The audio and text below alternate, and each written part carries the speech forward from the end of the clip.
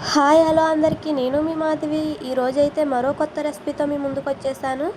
Paneer capsicum with జీడిపప్పు curry ఎలానో తయారు చేద్దామో చూద్దాం. ముందుగా పన్నీర్ ముక్కలను వేయించి పక్కన పెట్టుకోవాలి. అదే ఆయిల్లో జీడిపప్పును కూడా బాగా వేయించి పక్కకైతే తీసుకోవాలి. రెండింటిని తీసుకున్న తర్వాత అదే ఆయిల్లో కొంచెం ఉల్లిపాయ ముక్కలు వేసి బాగా వేయించాలి. ఉల్లిపాయ ముక్కలు బాగా వేగాలంటే కొద్దిగా సాల్ట్ అయితే వేసుకుని బాగా వేయించుకోవాలి. ఉల్లిపాయ ముక్కలు ఎర్రగా వేగిన తర్వాత క్యాప్సికమ్ ముక్కలు అయితే వేసుకుని బాగా వేయించాలి. క్యాప్సికమ్ ముక్కలు వేగిన తర్వాత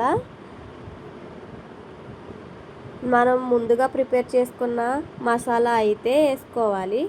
ఆ మసాలా పచ్చివాసన పోయేలా బాగా వేపుకోవాలి. మసాలా వేగిన తర్వాత నేనైతే ముందుగా టమాటా జీడిపప్పు పేస్ట్ని అయితే చేసుకున్నాను.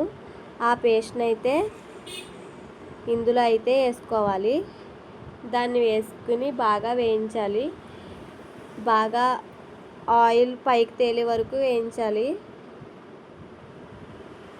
అలా వేగిన తర్వాత మనకి టేస్ట్ తగ్గట్టు కారం అయితే వేసుకోవాలి. నేనైతే 2 చెంచాల కారం అయితే వేసుకున్నాను. కారం వేసి బాగా కలుపుకోవాలి. బాగా కలిపిన తర్వాత అయితే నేను ఇందాక ఉల్లిపాయలు వేయించినప్పుడు సాల్ట్ వేసాను. నాకు సరిపోదని నేను మళ్ళీ సాల్ట్ వేసుకుంటున్నాను. అన్నీ సరిపడగా వేసుకుని బాగా వేయించుకుని దీంట్లో వాటర్ అయితే వేయాలి. కర్రీకి ఎంత సరిపడగా వాటర్ కావాలో అంత వాటర్ అయితే వేసుకోవాలి.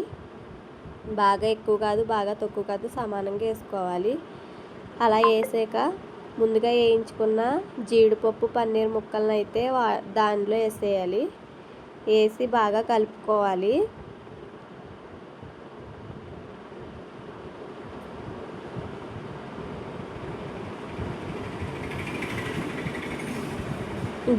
బాగా కలిపినైతే మూత పెట్టేసుకోవాలి.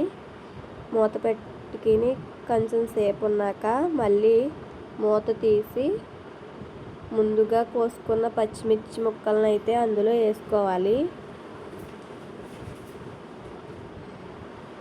మళ్ళీ మూత పెట్టుకోవాలి.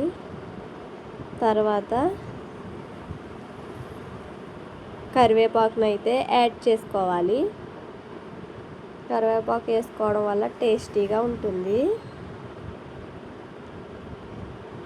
కరివేపాకు వేసిన తర్వాత మళ్ళీ మూత పెట్టి 5 మినిట్స్ తర్వాత మళ్ళీ కొత్తిమీర అయితే చల్లుకోవాలి. ఫైనల్గా కర్రీ అయితే రెడీ అవుతుంది. చూసేయండి ఎలా ఉందో. నా కర్రీ నచ్చినట్లయితే సబ్స్క్రైబ్ చేసుకుని లైక్ చేసుకోండి ఫ్రెండ్స్.